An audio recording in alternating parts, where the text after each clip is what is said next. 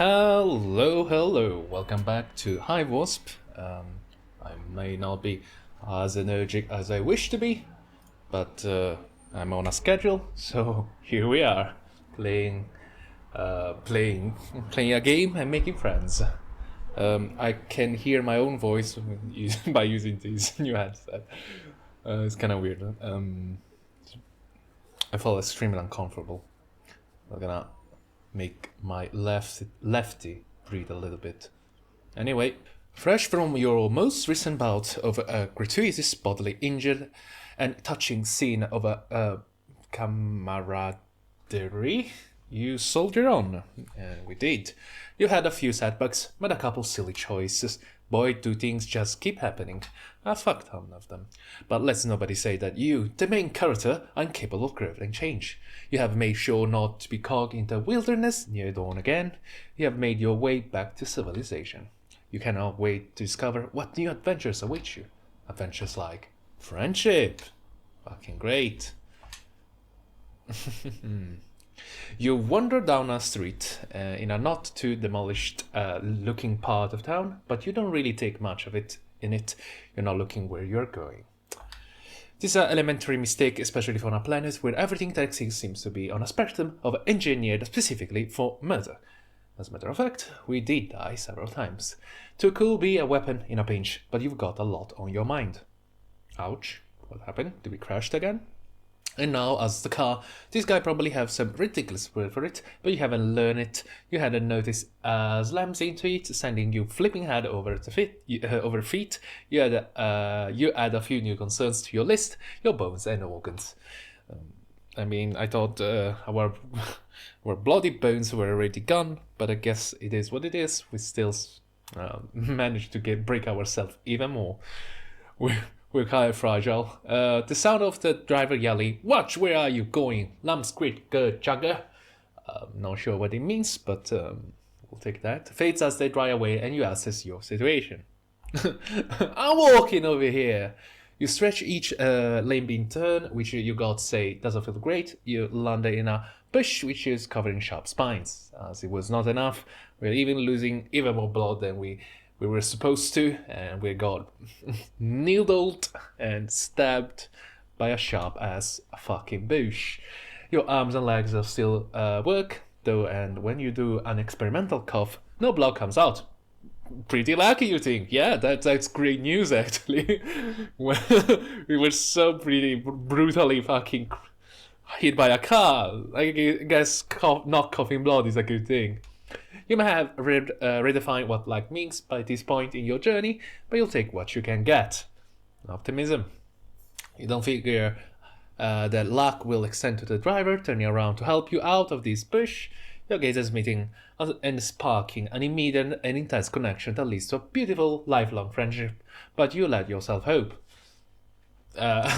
Quite okay.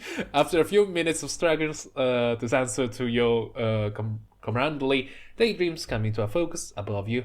A figure outlined by a spiny leaves your plant prison and the glow of the moons. The troll you see isn't the driver of a car. Okay. But you don't care? Your heart is beating wildly with your continual lucky streak. Okay. We have a weird ass things up there. Tagora, hello, you seem to have fallen victim to collide and scamper with that scuttlebuggy back there. I guess he meant introductory. Tagora, are you charging me? What? Are you some sort of lawyer, Tagora? Have you contacted your personal legislator? If not, I'd like to offer my service. I guess we'll take that. Oh, +10, lovely. My name is Tagora Gorjek, but please call me Gogo. I'm here for you, for a nominal fee, of course. Okay, what was that sign there? He pulls a business card from his sleek tail vest and offers it to you with a precise flick of the wrist. His claw pads are perfect. You try again to sit up. Bayard bites his offer for assistance. He's some type of doctor, maybe, or a lawyer. I'm quite confident he's some sort of a lawyer, but I guess lawyers do not really exist in this universe, so it's something else. It doesn't matter, really, because he said he was here for you. Those words uproar your head and burn themselves onto the softest chamber of your heart. You start telling him your plight thus far, reaching up through the brambles towards this beacon of hope. This guy seems trustworthy, and that's not just your lack of options talking, you swear. As you shift, the moonlight shines on you. He steps back briefly, dropping the card. The one eye that's not covered by a swoop of product-infused hair opens wide. What? Are you scared of the moon? He recovers, smoothing his hands down his chest and straightening up, clearing his throat as you continue to explain. You what? What? Oh yes, an alien. I knew that. I've done works with aliens before, so your situation shouldn't be unusual at all. Okay, 200. That's spicy. That's spicy amount of money. Everyone deserves an equal opportunity to be represented by me. In fact, we may be able to use these in our favor for a longer cachet settlement. It all depends on our angle. Here, try moving your chug column. Chug column? My chug column? You aren't sure why this is necessary, but you wiggle your torso, hoping that's right. You never wanted anything more in your meager existence than to follow this specific directive perfectly. No, not that. Okay. You got a little hip jiggle, not so much that he might think it's a come on, but enough to say, hey, I'm friendly and I know what the fuck I am doing. No, you're the thing that holds your think pan. Work with me. Think pan? Confusion, emolument? Oh wow, Jesus Christ. He's charging me the hell out of it. You continue that you hope is a part of a troll friendship ritual, shimming various parts of your anatomy deep into the bush until you get to your neck and he clasps his hands together. There we go, that one hurt, did it? Definitely a case of a column snap, which can get us a decently hefty restitution. Lovely, your neck feels fine, or it doesn't hurt anymore than the rest of you, but you give him what you hope is a convincingly painful nod of agreement. Of course, you'll need to front the initial laceration costs. We may also have to injure you further to ensure our case is convincing, but we've got to break a few clack beasts and boys to make a grabolet, as you well know. Okay, well, guess we are scamming this motherfucker out of it. But the problem is that how the hell we got this guy? he fucking left. I mean, anyway. Yes, think we may make a mutually beneficial team if you're willing to do what it takes to bring about the justice you deserve. So what you say? How would you like to help me help you? He's talking really fast and you're not sure exactly what to think about your lack of funds or the ideas of breaking any more bones, but that smile is sharp and shiny and pointed right at you. You want more of it. Ask him if he does pro bono work. Tell him about the heaps of money you definitely have. What is a pro bono work? It's like charity? Let's tell about the money. Let's lie about through our teeth. Imagine how incredibly loaded you are, how core to your sense of values it is to pay well for good work.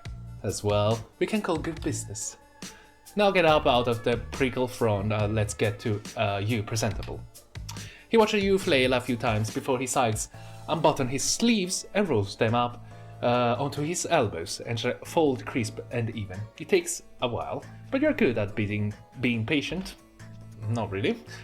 There's a 12% cost increase for instance of manual label. It is all explained in your bill. Oh wow. Okay, manual labor hike. These eyes demise, Jesus. I'm sure an alien of means such as yourself would be able to handle it. Okay. You take his hand as he pulls you up and out of the bush. It's kind of a rough job. He's not as strong as he looks, you guess. He glares at you like he's daring you to say shit about it, and you are a quick learner. He cuts off mid-thank you. My office isn't far from here. We can go there to get things started. Lovely. And by things I absolutely mean get you clean and sign a lot of vaguely worded yet stringily binding documents. Fucking great. He walks with a purpose. You shake off the flora stuck in your various body parts and do your best to catch up. From the outside, his office basically just seems like his hive. You learn a thing or two during this shitstorm of cultural exchange, though you gotta play it cool when a potential friend invites you home. Okay, you never know what cages of monster or matters or of evisceration they might have laying around, and you want to prepare a nice chill look on your face for whatever carnage you're about to confronted by. Well, Oh, nice, Lusus. Kremlin is how to call it. It doesn't work. Ferret, right? Ferret. It doesn't work. Your face falls to bewildered hell when you walk inside because it's all chrome and glass and broad white walls in the air.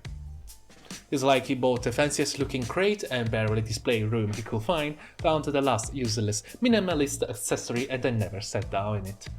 His Lucis, a ferret, is chilly on an enormous silver thing that is halfway between a throne and a plate tower. Everything's clean and bright and of a perfect right angles, and you don't see any weapons anywhere, which is great news for us. It's fucking creepy. Okay, the room is full of glasses. You ask him if he just moved in because polite conversation seems like the best thing you can do in the absence of something specific to focus your fear on. You're just sort of a little afraid of everything. Okay, okay. Am I? Like, if I enter in a room full of glass, I wouldn't feel really threatened, to be honest, but okay. You're not paying me to learn my life story unless you like to. In that case, no, I live here most of my life. I'll go ahead and add that to your bill. What? Life story installments is 1,500? Holy fucking shit! That's a lot of okay. you fucking double it. Jesus. You stare at one of the chairs. Should you seated it? Okay. By all means, do not make yourself at home. Okay, lovely. Head straight to my ablution trap while I prepare our contract. You really want to connect with this guy and you like to have you just vibe there, where you were thinking about sitting your bedraggled ass in his fancy chair and he could totally tell you were thinking it.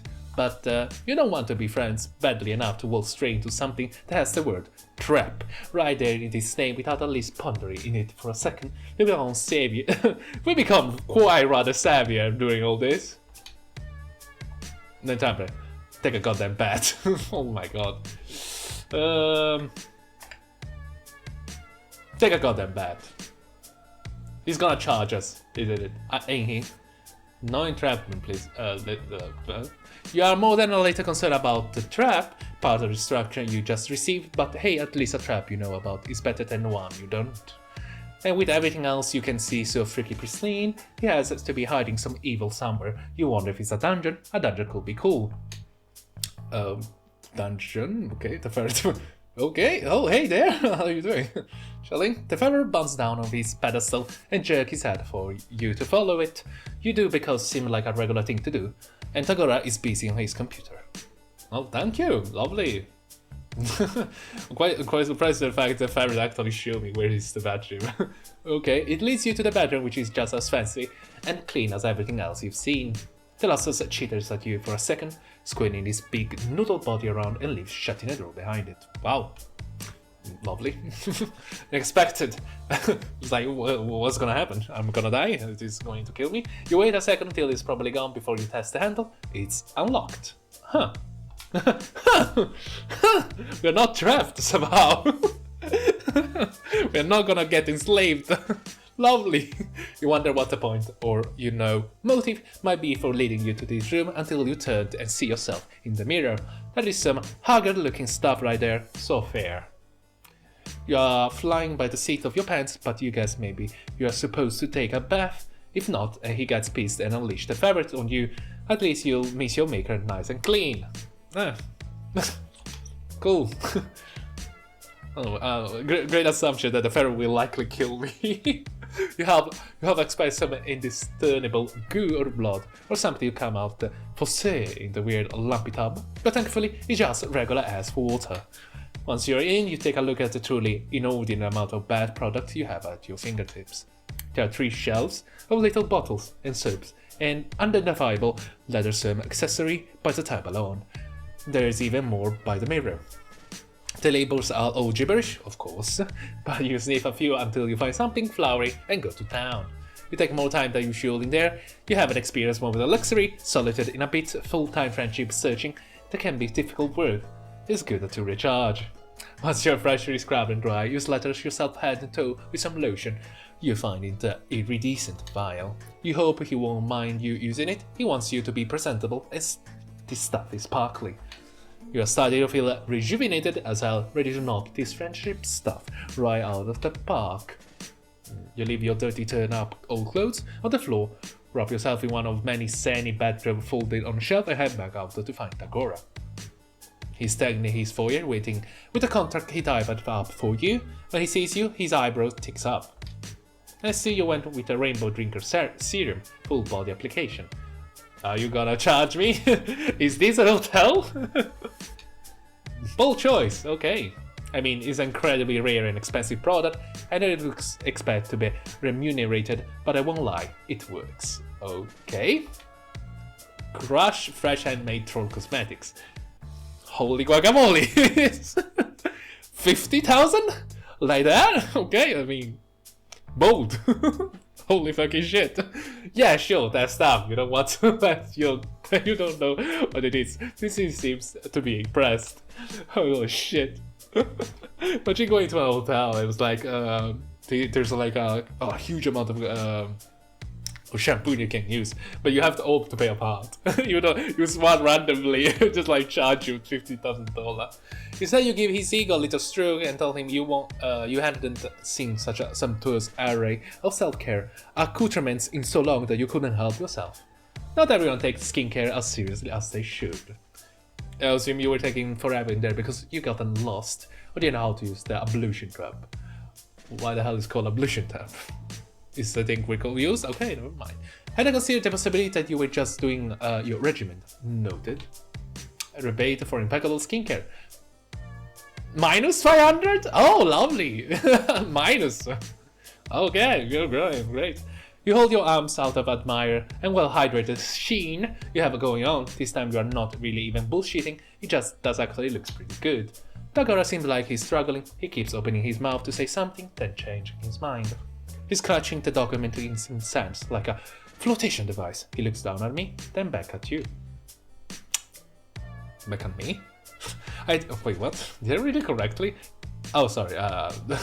Never mind. I read it wrongly. Never mind.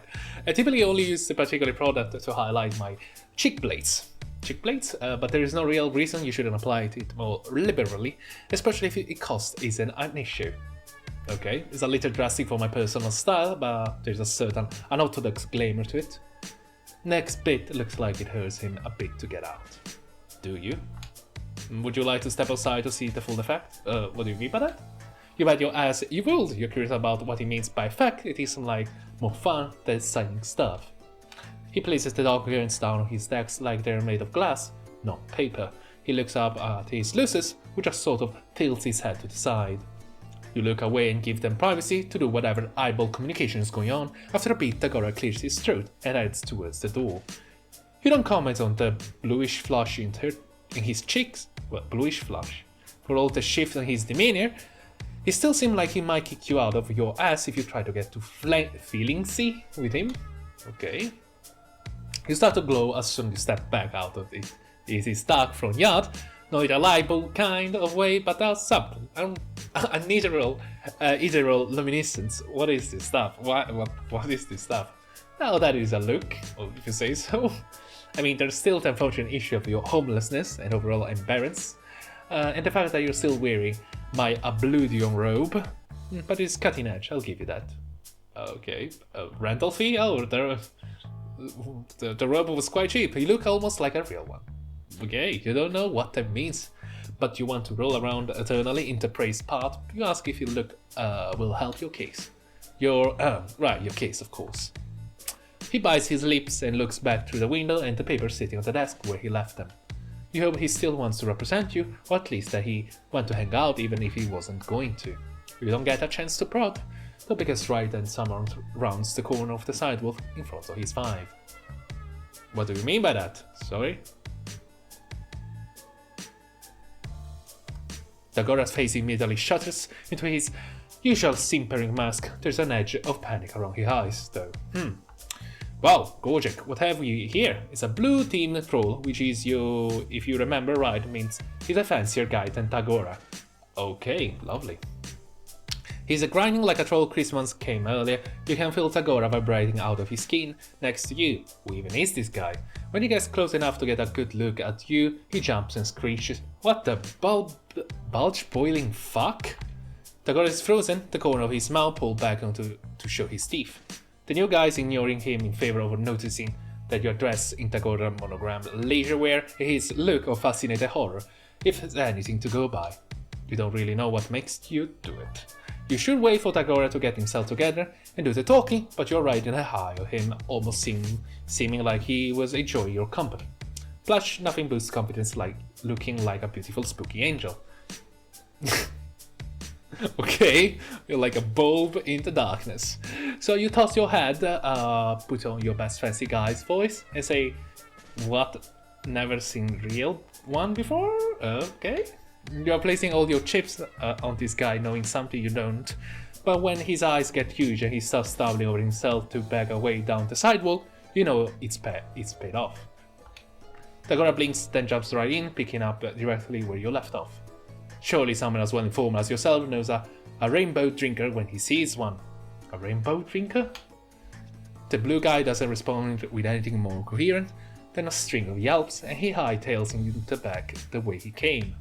When he's gone, you turn to Tagora and ask him super casually what the fucking is a rainbow drinker is. He stares at you in stunned silence. Are you telling me you didn't know? No, really. You nod. Okay, and that you run with it, exploring the fear you pick up and turn the tide of a deadly encounter to your favor? Oh shit. You shrug. You guess so, you tell Tagora. You hope his friend wasn't too freaked out. Friend? No, I hate that guy. Okay. There's a simply times when being lied by your betters is helpful. Though technically fearing me is just as good. Better, maybe. So you know. Okay. Thank you. Cool. Tagora's laugh is soft. It's not a sound you expect to hear. He's happy because of something you did. You can't help it. You start laughing too. That was a bit of a rush, wasn't it? It was almost fun. He certainly didn't see it coming anyway, underestimated you. He gives you an appraising look, and he takes a deep breath. You're so nervous all of a sudden, you feel unbalanced on the precipice of what he might be about to say. So I'm guessing he's fearful about the higher status people? I don't know, because maybe they're more dangerous. The fact that I just, act whatever thing I act, make him more appreciate me. I don't know. I'm very confused actually. From one prevaricator to another, I will let you in on something. Haven't actually encountered an alien before. So, Scourge for truth reveal. Well, fucking shit. I could have fucking guessed it. You didn't fucking charge me for that shit too. Oh, sweet reveal, you tell him his act was airtight. No, it wasn't. And as long as everyone is doing the truth thing, you admit you lied a bit too. You aren't actually rich. Ah, yes, that's clear now. You have the invaluable ability to fake it, though. That's a potentially much better. Fake it until you make it. I was like, I'm loaded. It's like, yeah, sure. I guess it was kind of obvious. Why don't we put your case on hold for the time being? You want to have enjoyed the outcome of your legal system anyway. What do you mean by that? You can find an alternate means of your working off your debt. What do you mean by that? I think we may make a better team than I previously anticipated. What do you mean by that? Wait a second. Wait, okay. With our weights combined, we can tackle bigger and better things than traffic injuries. So you are a scammer. He flexes his hand at his side when in one swift and decisive movement, he extended out to you. On his face is something close to an honest-to-God, real-ass smile. I've never actually formed a legitimate partnership of any sort before, but I believe this is how it's done. What do you say? The glow in your heart shines brighter than any expensive and still kind of mysterious lotion. You take his hand in your firm, nonsense grasp of pure, inexorable joy and shake it. Just sign here. Friendship! Yeah! Hey, gentlemen, we did it. That was quite what is that? Quite a not journey. I mean, it wasn't that harsh. I mean, it was quite straightforward. So it appears that there was not so many, obstacles, I guess, in our pursuit. And I guess we did it. We did it. We signed a contract. And he somehow wanted me to pay the debt in some weird-ass way. I'm a little bit worried about this situation. But okay, whatever. I owe him money, and it is what it is. And you owe me a subscriber too. You know that. Good, lovely, bye, and have a beautiful day.